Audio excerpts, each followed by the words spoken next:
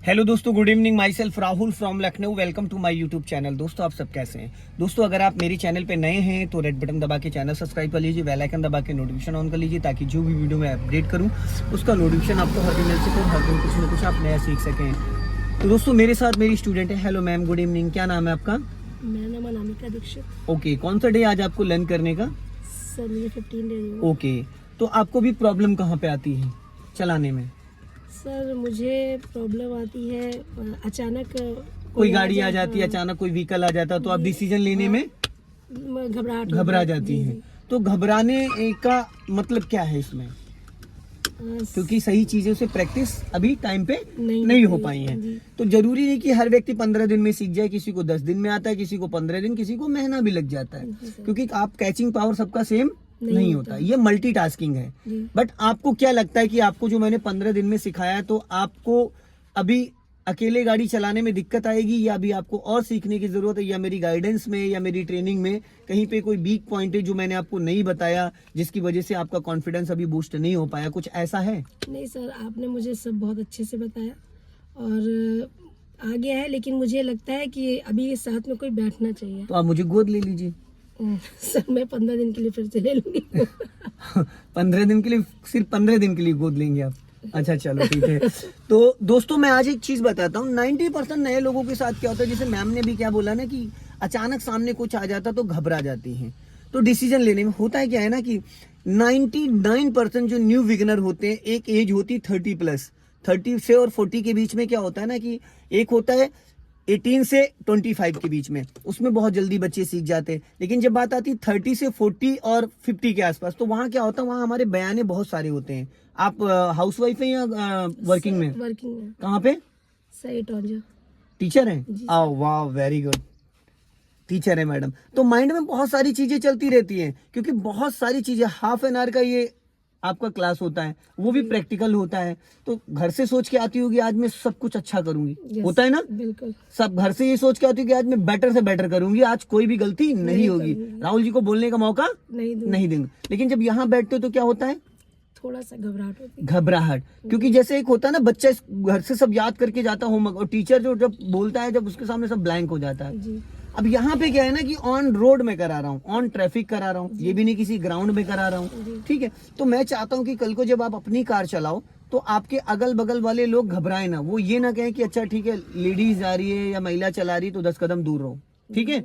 ये सब नहीं होना चाहिए। लेडीजें भी बहुत अच्छा ड्राइव करती हैं। मैंने बहुत ज्यादातर मोस्टली मेरे पास लेडी ही सीखती हैं। आप देखेंगे 32 स्टूडेंट में से 26-27 लेडीज ही हैं मोस्टली।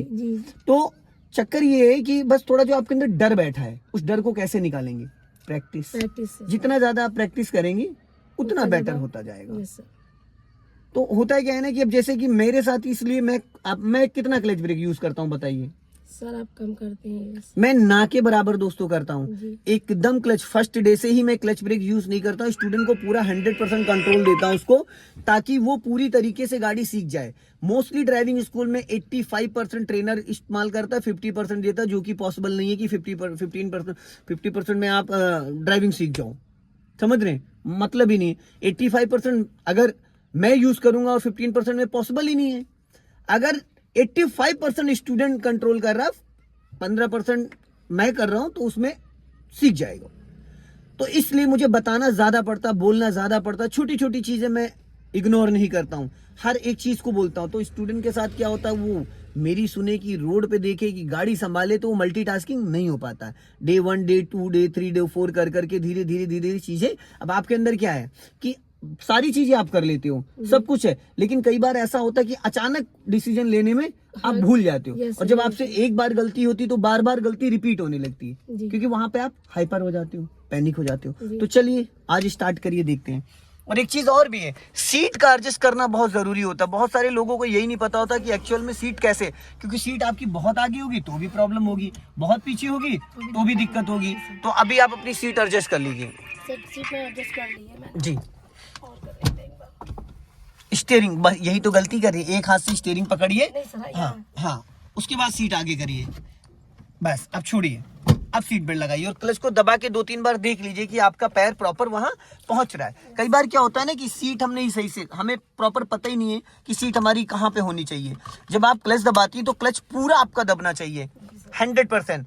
क्लच फुल कंडीशन में 2 ही बार दबाना होता है, एक जब गियर बदलना है या फिर जब गाड़ी को रोकना है। अभी क्लच दबा के इंजन ऑन कर लीजिए। हो गया बस। अब राइट वाले ORBM को चेक करिए, ठीक है। अब गियर डालिए फर्स्ट,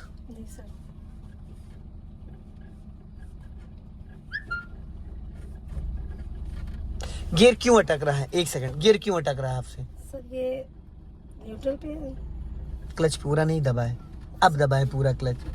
यस लग गया? जी सर। क्लच आपका पूरा नहीं दबा था। आपने 80% क्लच दबाया था, लेकिन स्टार्टिंग का जो मेन क्लच है वही तो मेन होता है। वो 80% मायने नहीं रखता, वो 20% मायने लगता है जो लास्ट वाला होता है।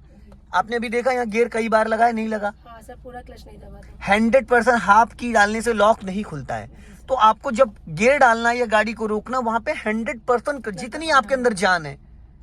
कब फुटबॉल खेला है कभी आपने बचपन में? नहीं।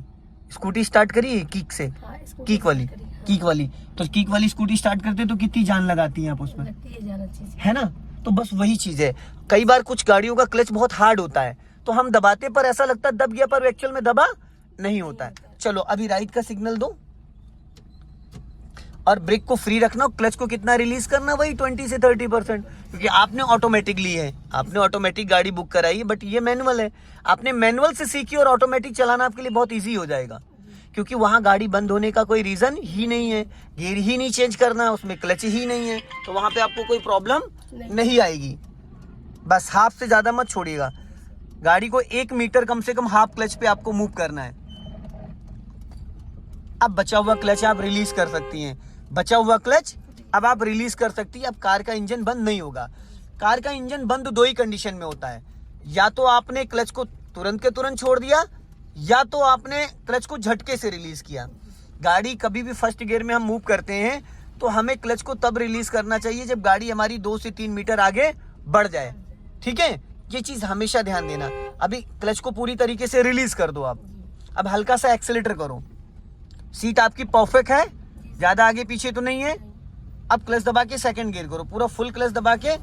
अब देखो आपने कांड कर दिया, आपने क्लच ही नहीं दबाया, आपने क्लच ही नहीं दबाया, इसलिए गियर ही नहीं लगा था। चलो छोड़ो क्लच।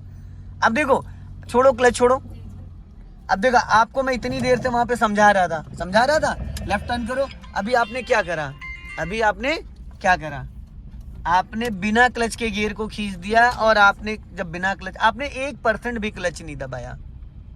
ये दिक्कतें हैं। अभी मैं आपको क्लच के बारे में इतनी देर से ये होता है क्या है ना कि हमारा जो ब्रेन है ना, माइंड है, मल्टीटास्किंग नहीं हो पा रहा है। कहीं नहीं कहीं आप किसी से कंपेयर नहीं कर सकते। मैं ये वीडियो सिर्फ इसीलिए शूट कर रहा हूँ ताकि आपको ये पता चले। आप जाके, आज तक मैंने आपकी कोई वीडियो नहीं शूट करी है, लास्ट वीडियो है ये जो मैं शूट कर रहा हूँ आपका, और डे भी आपका लास्ट ही है, ठीक है। लेकिन जो आप ये भूलने की आदत, आधे घंटे में मैं कितनी बार आपसे गियर डाउन करवाता हूँ और चेंज कराता हूँ, कितनी बार गियर को अप डाउन कराता हूँ, कम से कम 10 से 20 बार मैं फर्स्ट गियर, सेकंड गियर, गाड़ी रोकना बढ़ाना, ठीक है। तो मैं क्या बोलता हूँ, कभी मैंने ये कहा है कि अनामिका जी गियर चेंज करो। मैं हमेशा क्या बोलता हूँ, राइट वाला पैर ब्रेक पे लाओ, क्लच दबाओ, फर्स्ट गियर करो या सेकंड गियर करो। हमेशा बोलता हूँ ना कि राइट वाला पैर ब्रेक पे लाओ, राइट वाला 12 o'clock पे लाओ, क्लच दबा के गियर चेंज करो। कभी मैंने ये कहा है कि गियर चेंज करो? मैं जितना बोलता हूँ अगर उतने को ही आप वो कर लेती ना, तो आपको दिक्कत नहीं होता है। मैं मानता हूँ आप किसी से कंपेयर नहीं कर सकते, एजुकेशन एक अपनी जगह है, ड्राइविंग एक अपनी जगह है, बट कोशिश करिए चला लेंगे। क्योंकि देखो आपके साथ दिक्कत किस में आ रही, गियर चेंज करने में और क्लच दबाने में।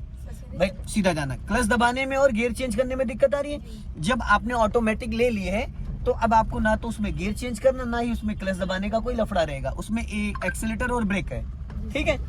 और एक चीज और मैं बताता हूँ, जो मेरा एक्सपीरियंस है इतने दिन का सिखाने का, वो मैं आपको बता रहा हूँ। जो लोग कार सीखने से पहले अपना माइंड सेटअप ये बना लेते कि मैंने ऑटोमेटिक लेनी है, क्या लेनी है, मैंने ऑटोमेटिक लेनी, या जाके डेमो लेके आ जाते हैं या जाके कोटेशन लेके आ जाते हैं, तो उनका जो माइंड सेटअप है ना, वो दोस्तों उसी पे हो जाता है कि हमें ऑटोमेटिक लेनी है, ऑटोमेटिक लेनी है, ऑटोमेटिक लेनी है। तो उनके साथ हमेशा ये दिक्कत आती है। जो मेरा 17-18 हजार लोगों को मैंने ड्राइविंग सिखाई है, जो मेरा एक्सपीरियंस है वो मैं आपको बता रहा हूँ। क्योंकि आपका जो ब्रेन है ना, ये उसी पे ब्रेन इस चीज को मान लेता है कि मुझे तो गियर ही नहीं लगाना, मुझे तो क्लच ही नहीं दबाना है। जी सर। तो इसलिए वो उनके साथ हमेशा दिक्कत रहती है। और जो लोग नॉर्मली आते हैं सीखने और गाड़ी सीख के जाते हैं और फिर उसके बाद ऑटोमेटिक लेते हैं, उनके साथ प्रॉब्लम नहीं आती है। क्योंकि जब हम जो चीज पहले से अपने दिमाग में बैठा लेते हैं ना, तो फिर वो हमारा ब्रेन उसको मान लेता है कि नहीं, हमें तो ये करना ही नहीं है, हमें इसकी जरूरत ही नहीं है। तो दोस्तों, वीडियो पसंद आए लाइक करें, शेयर करें, कमेंट बॉक्स में जरूर बताएं कि वीडियो कैसा लगा। अगली वीडियो में फिर मिलते हैं। जय हिंद, वंदे मातरम।